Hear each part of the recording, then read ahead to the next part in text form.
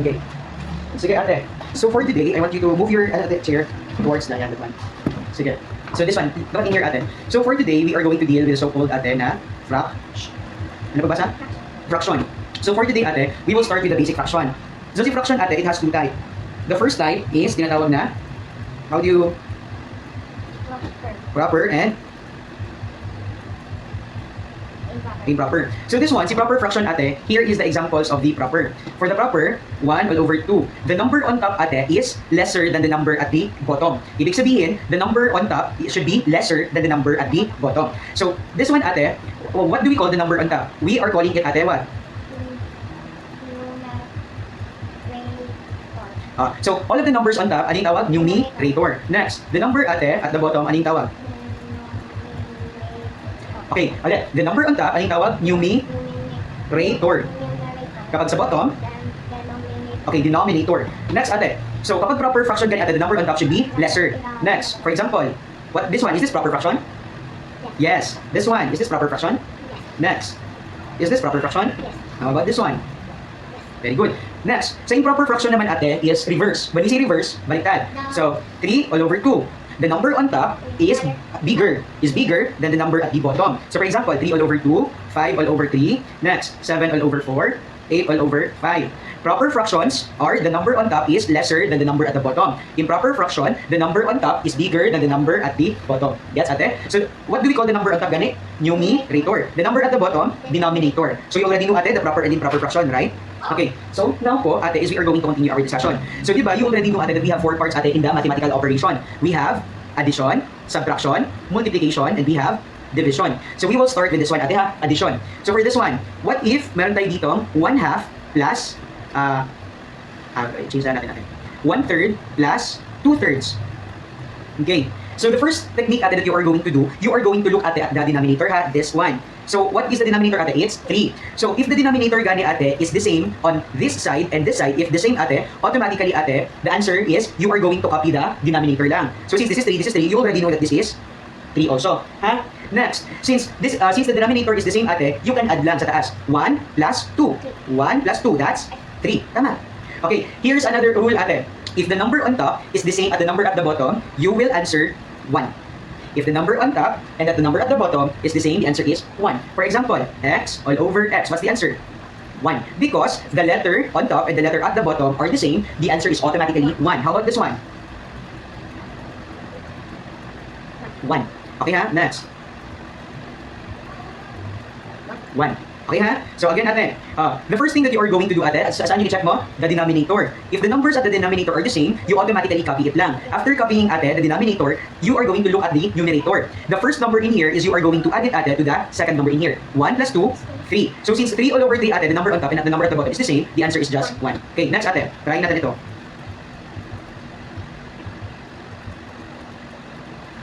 Sulat. Sige ito. Ha? Yes ate, this one. You are going to solve for this one.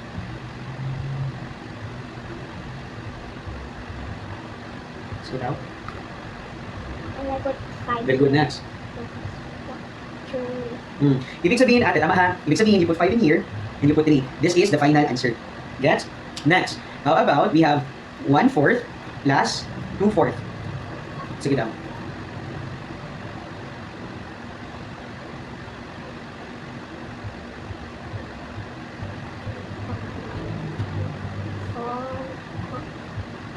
Very good. The answer is 3 all over 4. Ha? That's how you do it. Okay.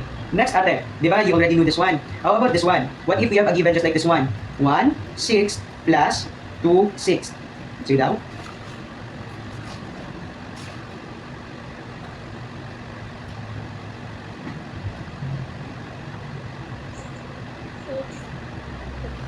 So di ba ate, you've got 3 all over 6, tama? That is why ate, I let you first memorize the multiplication table because you can do it in here ate. This one you have put in mind. The opposite of multiplication is division. Okay, what is the opposite of multiplication? Division. So as we can see in here ate, 3 and 6, right? Try to do the multiplication table of 3 ate. 3, sige, 3, multiplication table of 3. 6. Oh, what did you observe? 3 is mentioned, 6 is mentioned also. Ibig sabihin ate, since 3 and 6 were mentioned on the table multiplication of 3, 3 and 6 is divisible by 3. So 3 divided by 3, 6 divided by 3. Okay. So, when we say 3 divided by 3, ate, it means, ate, how many 3 are they in 3? How many 3 can you see, ate, sa 3? Di ba, I have a 3 in here. How many 3 can you see? 1. This is a group of 3. Ibig sabihin, one group of 3. So, it's the same, ate, in our multiplication of table. 3. O, di ba, you pop out 1? Ibig sabihin, 3 divided by 3 is 1. Next, 6 divided by 3. If I have 6 fingers in here, how many groups of 3 can you form? 2. You group this one and you will group this one also. 1, 2. So that is why if you keep counting with 3, ate, 3, 6. Ano yung nilabas? 2. So the final answer is 1 all over 2. That's how you do it, ha? Isa pa, ha? Okay, isa pa, ate. How about this one? Try natin, ate. Try natin yung basic lang, ate.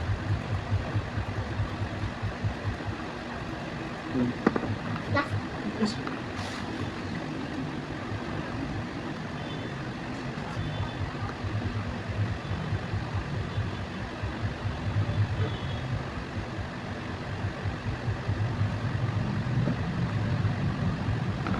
Next, 2 and 4, ate. Actually, this is our final answer, pero we can reduce this one. We can simplify this one, ate. By what number? By? This one, ate, ha? If the number, ate, we have different numbers. We have odd and we have even numbers. When we say odd numbers, ate, what does it mean? That are the numbers, ate, that without pair. For example, 1. What do you think of 1? Is 1, ate, meron siyang pair? Wala. Wala. So 1, ate, is considered as odd. Next, 2, ate. Since 2, ate, di ba 2? Di ba pair sila, right? Ibig sabihin, 2 is an even number because 2 has a pair. How about 3? 1 and 2 is pair. How about 3? Wala. So you can say that 3 is odd. Next, how about 4? They are grouped. All of them, ate, has pairs. So 2, 4. Next, what do you think of 5? This one, wala siyang pair. So this is odd. How about 6? How about 6? They are odd. Ibig sabihin, 6 is an even number. How about 7? No, it's odd. How about 8? It's even. How about 9? Okay, odd. How about 0? It's even, ate, because there's no pair. So this one, I want you to memorize this one, ate. When I say, ate, can you please try to give me odd numbers? You are going to say 1, 3, 5, 7, 9. What are the examples of even? 0, 0, 2, 4, 6, 8. 0, ate, is in here, ha? Oh, dyan yun siya, the original position. Sige ulit. Review tayo, ate, ha? What are the examples of even numbers? Even.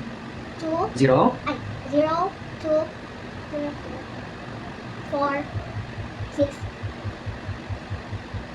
8. 8. Very good, ha? So 0, 2, 4, 6, 8. Ang odd naman, ate, 1, 3, 5, 7, and 9. So back tayo dito, ate. Di ba you have your answer, ate, na 2 all over 4? This one, ate, what kind of number si 2 and si 4, ate? They are both? Odd. Huh? 2 and 4. 2 and 4. They are both even. If the numbers, gani, ate, that you've got are both even, automatically, you divide it by 2. Ha? How can you know, ate, if the number is divisible by 2? If the numbers are even, which is the even numbers are 0, 2, 4, 6, and 8. So for this one, ate, 2 divided by 2. Skip count ka, ate. 2. Oh, ibig sabihin, 2. That's 2 divided by 2. It's 1. Oh, this one, I will open 2 fingers. How many group of 2 can you see? Oh, that is why 2, that's 1. Okay, next. 4 divided by 2. How many 2 can you see sa 4? 2. Oh, that is why 2, 4. So it's 2. Diba? It's the same, ate. If you do this one, 1, 2. If you keep counting, 2, 4. It's the same. That is why it's important that you memorize the multiplication table. Okay, ha? So the answer is how much? The answer is 2. The final answer is 1/2. Okay, isa pa, ate, ha? How about this one? Put it in your paper.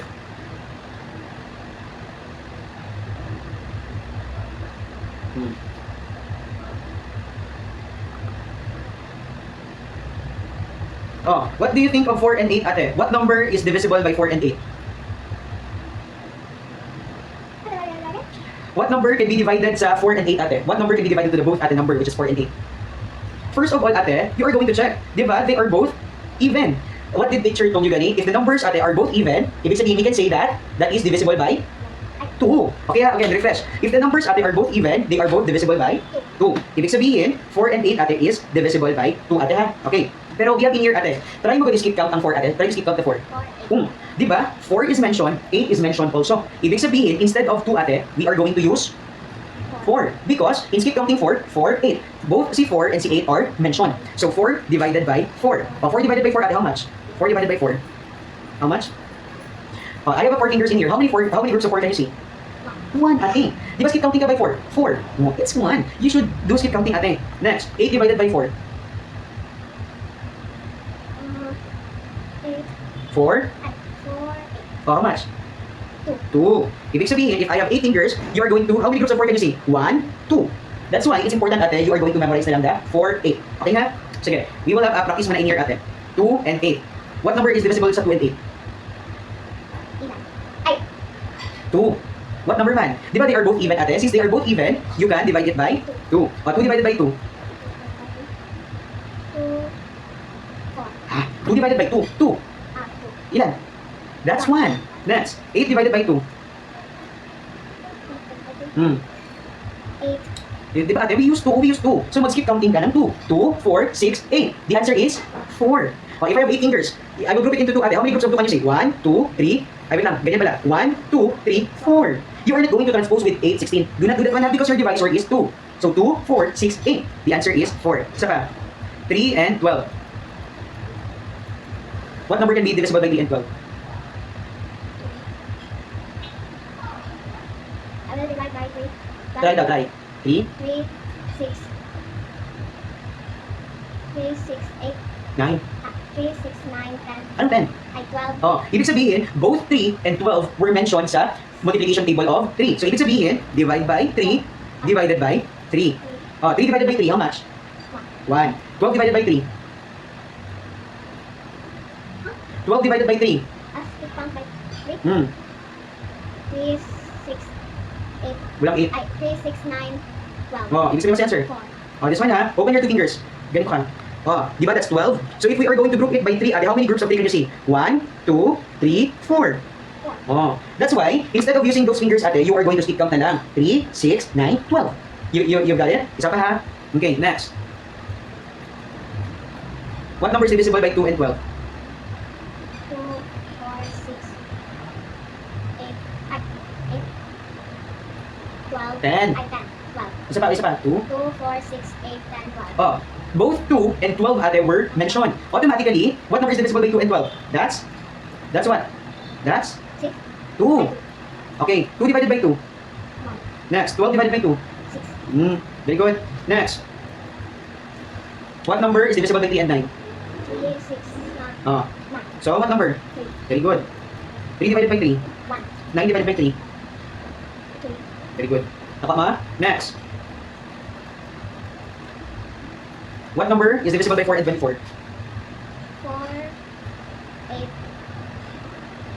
4, 8, 12, 16, 18, 20. 20, 24. Oh, so what number is divisible by 4 and 24? 4. 4. 4 divided by 4. 1. 24 divided by 4. 6. Very good. Huh? Okay. Next, we will do an advance. I don't know, skip lang kay 18. Kaya mo yan. You can use any other numbers. Try 9. Skip lang kay 9. Oh, try. Kay 18. 9, 9, 12, Ano 9, 12? 9? 9, 10. Ang nakakalimutan. Skip count by 9? Ah, Di ba in here, increasing, this one decreasing? Skip count by 9. 9, 18. Oh, 18 is mentioned. Next. 18. Like 7. Oh, 27 is mentioned. Ibig sabihin, 18 and 27 are both divisible by 18. 9. Because you use skip counting 9. Oh, 18 divided by 9. 18. 9. You skip count 9. 9? 9, 8. Oh, how much? 18 divided by 9. 18. It's 2. Ah, okay. 27 divided by 9. 7. 9, 8. Ay, 3. Very good. Next. 35 and 45 is both divisible by what number? By? I don't know. Let's skip count by 5.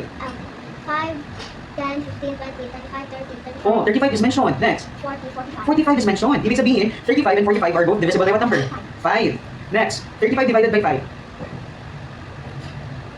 5, 10, 15, 20, 25, 30, 35. How much? 7. Very good. 45 divided by 5. 5, 10, 15, 20, 25, 30, 35, 40, 45. 9. Very good. Next.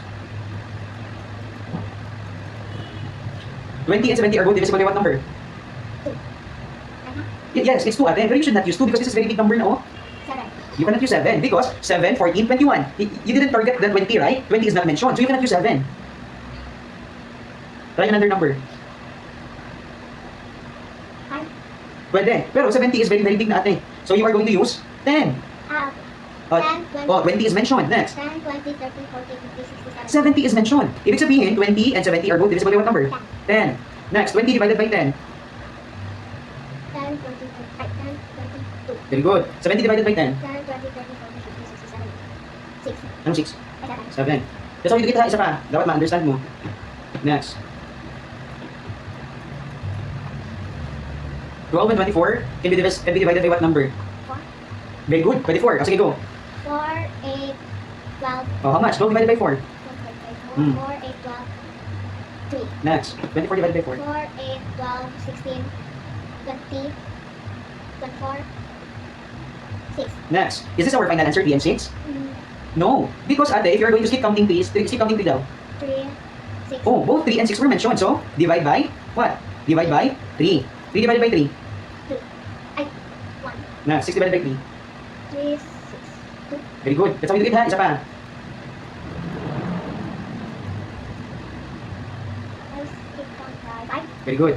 5 times 15, 20, 25, 30, 35, 40. So, tama na. Divide by 5. 25 divided by 5. How much? 5 times 15, 20, 25, 5. Very good. Next. 5 times 15, 20, 25, 30, 35, 40 is 8. That's how you do it, ha? Isa pa.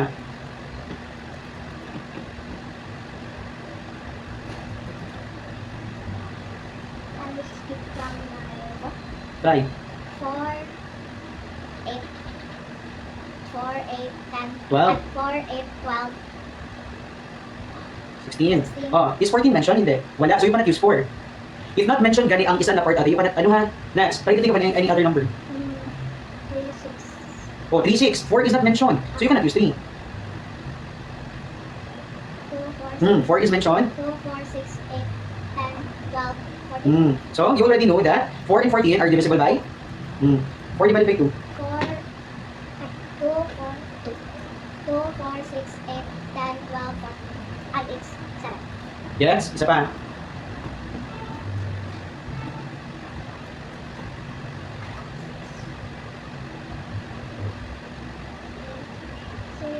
Six, Try to skip count 6. 6, 8, Ano 8? 6, 12? 6, 12, 6, 12, 6, 12, 16, 18. 18, 21, 4. 24. Oh, 6 is mentioned, pero 21 is not mentioned. So, you cannot use 6. Next. Choose any next number. 3, 6, 3, 6, 9, 12, 15, 6, 6, 10. Ano 6, 10? I 6, 9, 12. I 6, 12, 6, 12, 14, 18. 18, 21, 4. 24, 21, Sa 3 ka, try 3. Continue with your 3. 24. 3. There's no 21 and 2. 3. 3, 6, 12, 9. 3, 6, 9, 12, 15, 18, 21, So, 6 and 21 are both divisible by what number? 3, 6, 2, 3, 6, 9, 12, 15, 18, 7. Gets? Isa pa. Okay. Try natin ang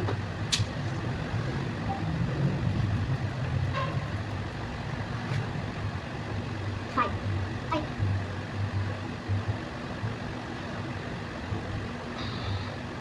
9. 9. Try to skip count daw, 9. Okay. Ate, parang you have new understanding? Yung pina. Para makatapos tayo sa ating lesson.